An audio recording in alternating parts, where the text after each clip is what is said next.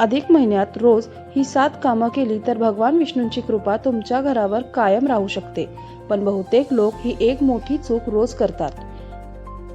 हिंदू धर्मात अधिक महिना हा अत्यंत पवित्र आणि दुर्मिळ मानला जातो. या महिन्याला पुरुषोत्तम महिना असंही म्हटलं जातं, कारण हा महिना स्वतः भगवान विष्णूंना समर्पित आहे. असं मानलं जातं की या काळात केलेली पूजा, जप आणि दान यांचं फळ अनेक पटींनी वाढून मिळतं. म्हणून जाणून घ्या, अधिक महिन्यात रोज कोणती कामं करायला हवीत. ब्रह्ममुहूर्तावर उठून स्नान करा. अधिक महिन्यात सूर्योदयाआधी उठून स्नान करणं अत्यंत शुभ मानलं जातं. यामुळे शरीर आणि मन दोन्ही शुद्ध होतात आणि घरात सकारात्मक ऊर्जा वाढते. ओम नमो भगवते वासुदेवाय या मंत्रांचा जप करा.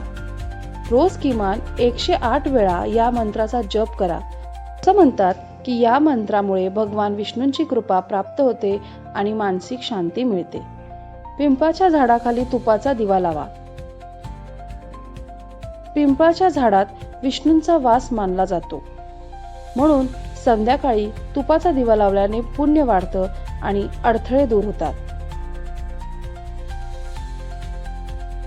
रोज शक्य असेल तेवढं दान करा.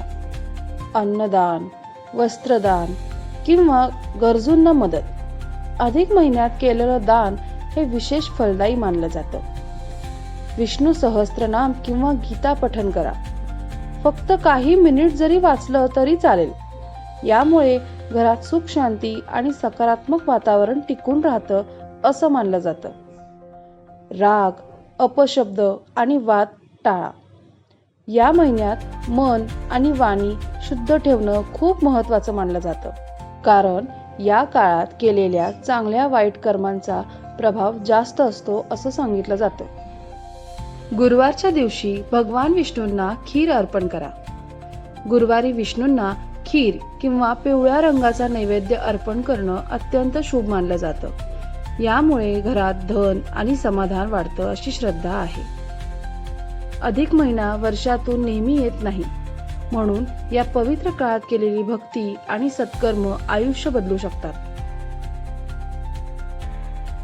तुम्ही अधिक महिन्यात रोज कोणती गोष्ट करता हे नक्की सांगा आणि कमेंटमध्ये जय श्री विष्णू हे नक्की लिहा. आणि असेच धार्मिक आणि ज्योतिष विषयांवरील व्हिडिओसाठी चॅनलला सबस्क्राईब करा. धन्यवाद.